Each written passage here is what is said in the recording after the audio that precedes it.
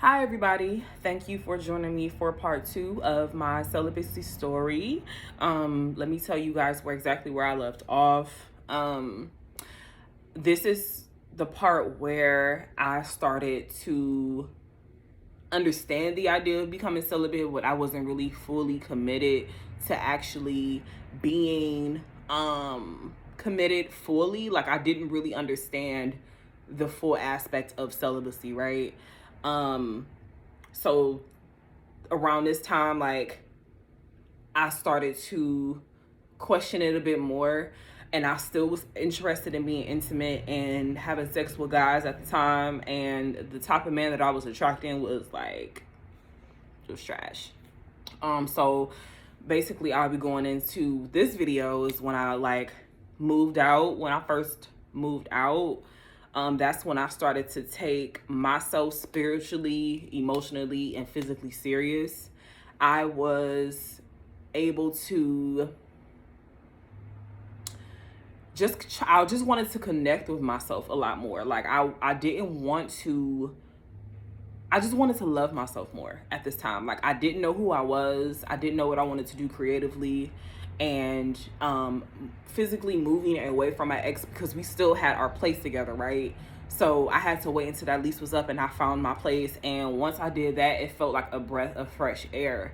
I was finally able to examine Lucky and just question myself a lot based off of where I was and where I wanted to be. So it was like I was really foggy minded during that time. And I just remember being so scattered.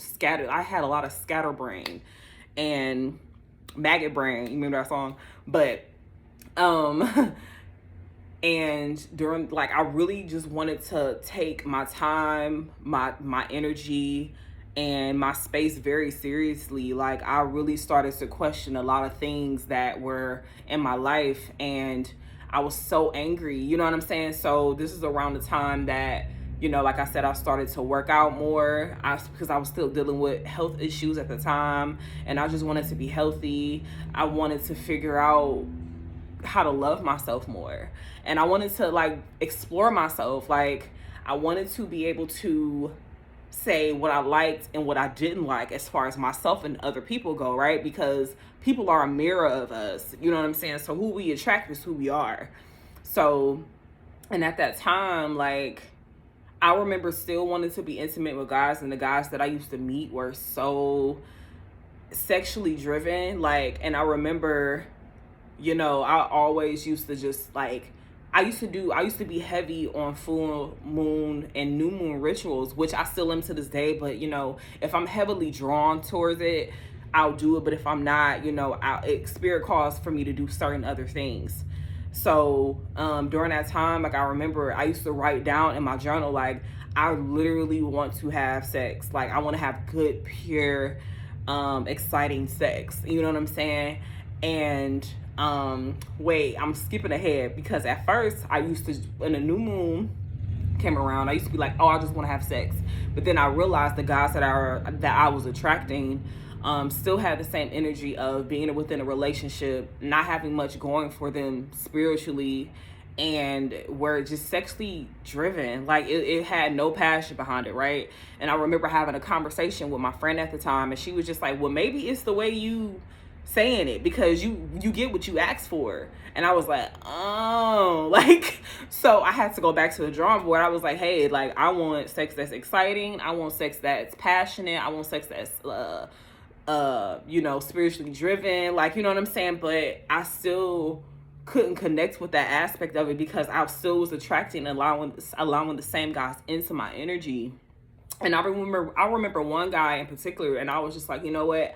I had enough. Like, and I remember I was on my way to work, and we were talking, we were vibing, we talked about spirituality, all that shit, and we were texting. This was in the morning. I was on my way to work, and we were texting like that whole day. And then come at 4:30 when someone was me to get off. He like, so what you doing today? I was like, I'm about to go home, probably walk to the park, smoke a little bit. But in his mind, he thought we was about to just have sex that same day. I was like, whoa. I was like, yeah, no, bro, this ain't for me.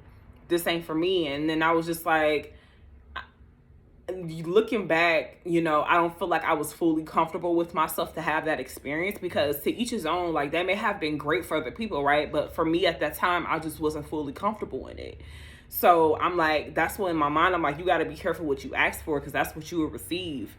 So this is the time where I really wanted to dig more into myself and figure out me, figure out what I liked, what I liked. And at the time, I'm like, wait, Lucky, like you want all this, but you have to do more work on yourself. And during that time, I was really, really hard on myself. I did not want to give myself any fucking grace at that time. Like, and in places I was forced to give myself grace by spirit looking back, because I would have these long depressive ass periods where shit used to be so blown out of proportion to now where I can get over that shit in like 2.5 seconds.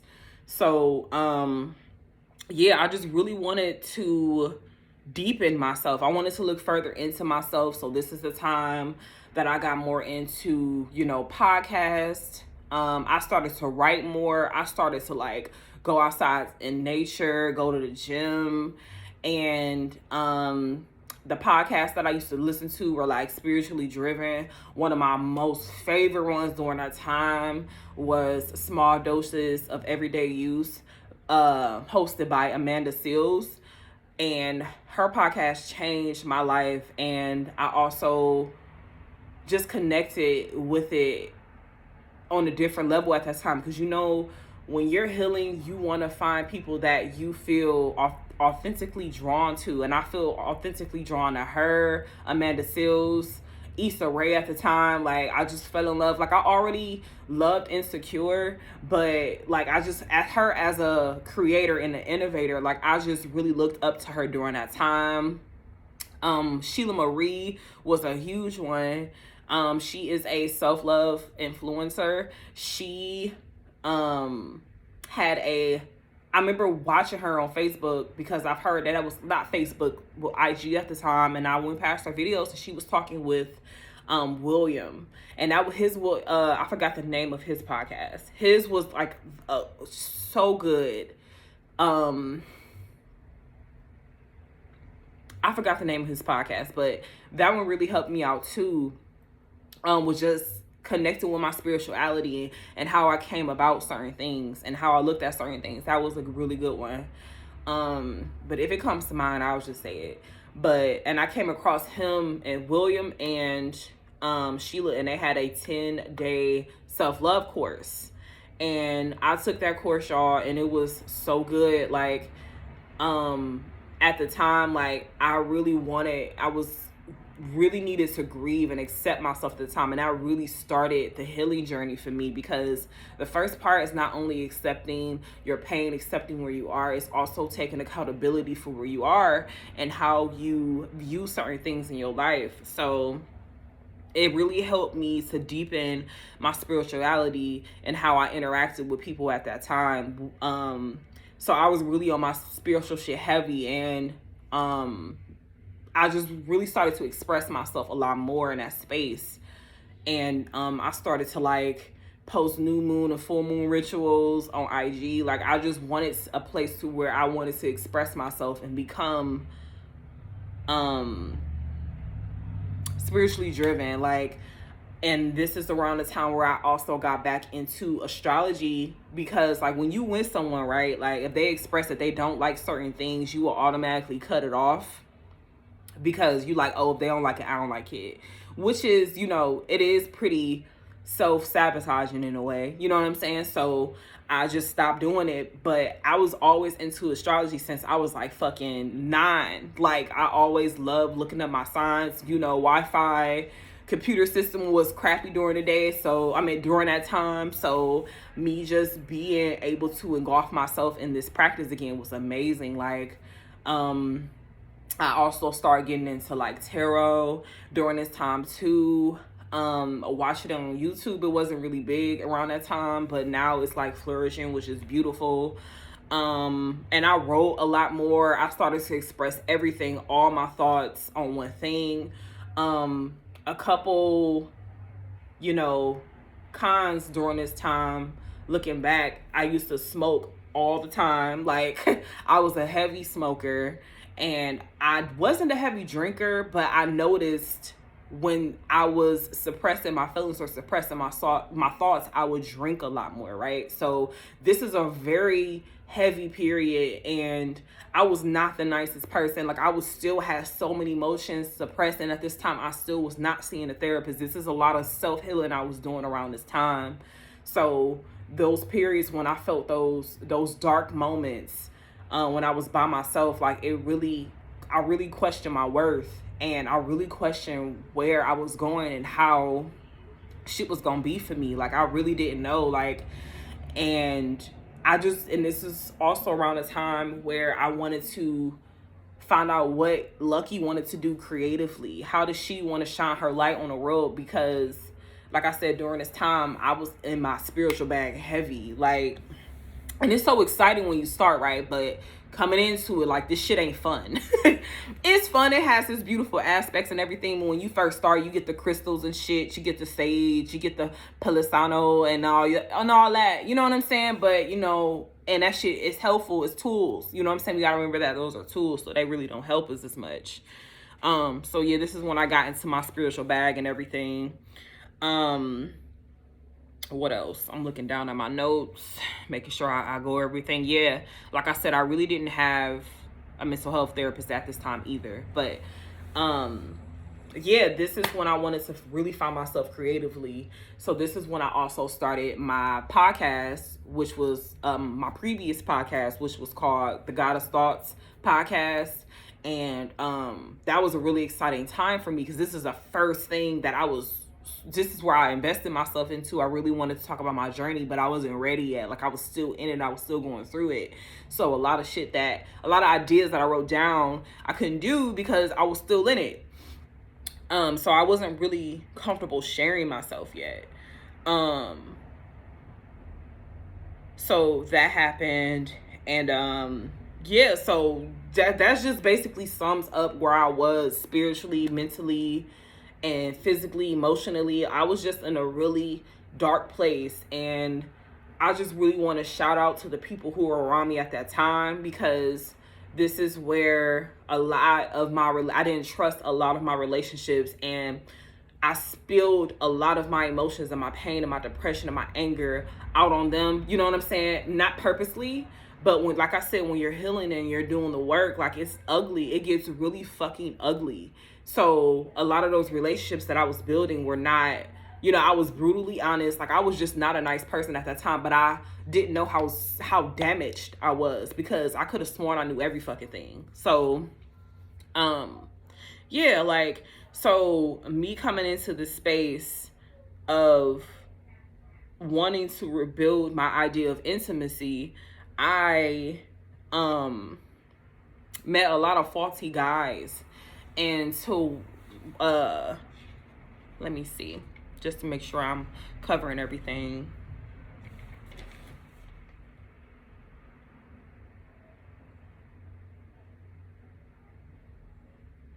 Yeah, like, I think I said the story about me meeting that guy downtown. And after that, I was just like, yeah, no, like, I didn't like the way that shit made me feel. So this is when I really started to get into, like, really research, because at this time, like, mind you, like, I don't think I looked up celibacy. I don't even think I wanted to look at it, because I'm like, oh, if I do this is something I have to commit to, like. And I end up looking it up, like, what is the difference between celibacy and abstinence? And abstinence is when you are withholding yourself from sex until marriage. But with celibacy, it's when you are withholding sex.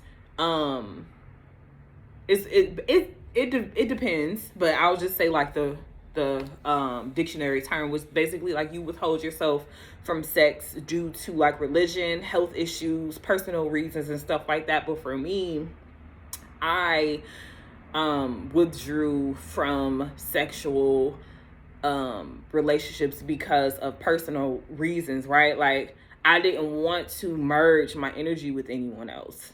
And this is when I started to look more into soul ties and sex tantra and my connection. Like I have PCOS, and I started to connect that spiritual meaning with, what was going on within my body.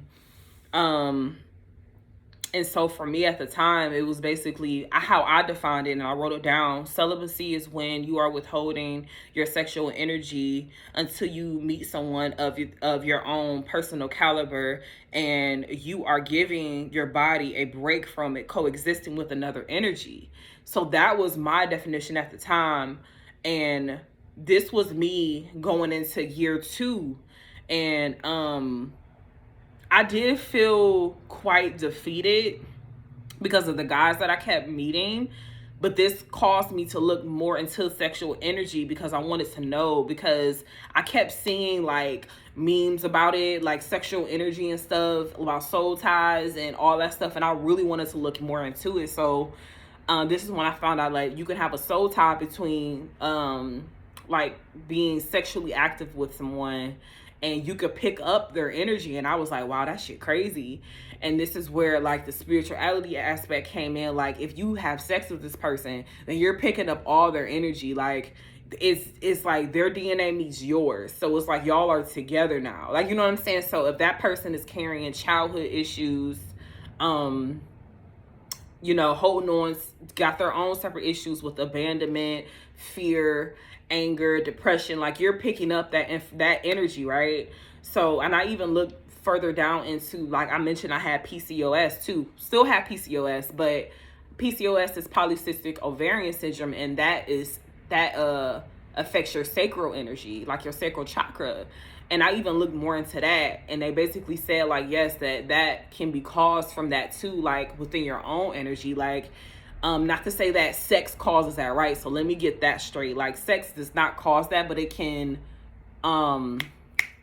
further damage your sacral chakra if you're already dealing with something like a chemical imbalance within your body. You know what I'm saying? So with a hormonal imbalance, within your body. So it makes it worse.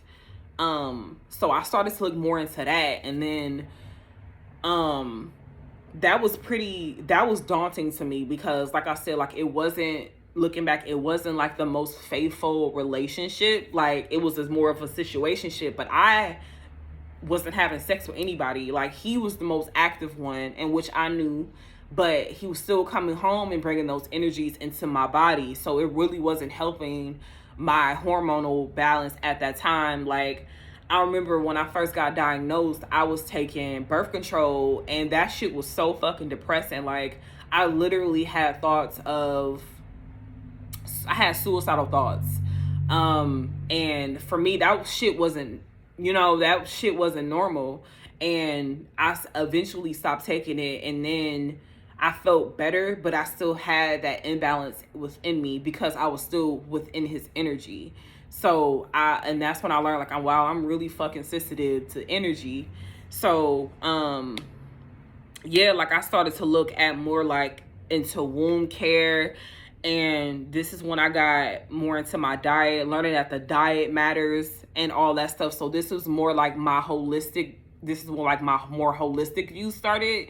So that's when I was like, yo, like I really need to pay attention to myself more. Like, so this is like when I started to take it seriously, because it's like when I get introduced to something and I want to involve it in my life, like I am a Mars, Mercury, right? So I'm gonna do my research when it comes to shit that I involve myself into. Like, it's funny how, Sagittarians are known to be a very impulsive sign, and we love experiences and stuff, but we would research the hell out of some shit. Like, yeah, we'll try it that one time. We'd be like, all right, bet, let me come back and let me try this again, because obviously this was not really working for me. So let's see if we can do it again. We need the whole experience.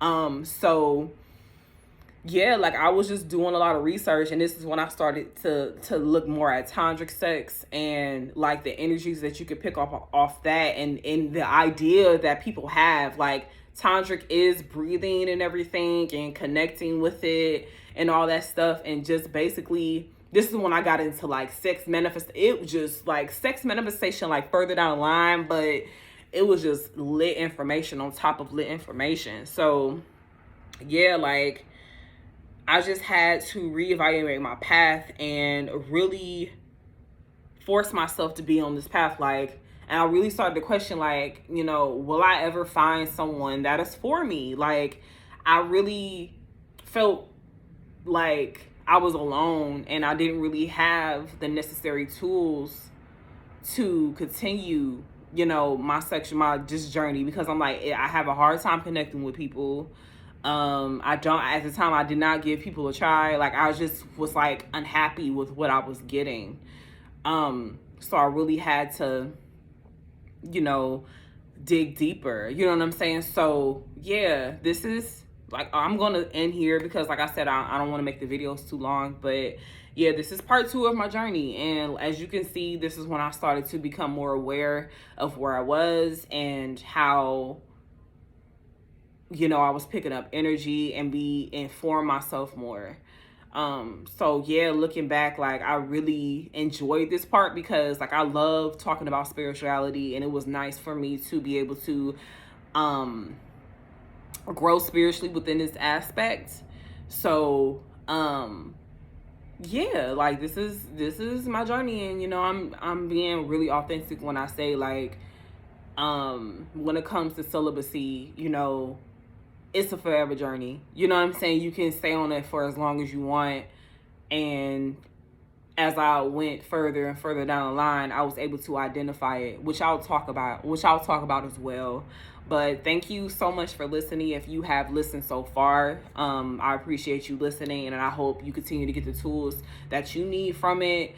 And I hope you realize that as women and as men, as women especially, that our pleasure matters. And the quicker you speak up and the more you're able to identify what you like and what you don't like, you know, seeking partners and seeking more within ourselves is the most important. So thank you so much for tuning in to part 2, and I hope to see you guys back for, you know, part 3. So thank you so much. Bye.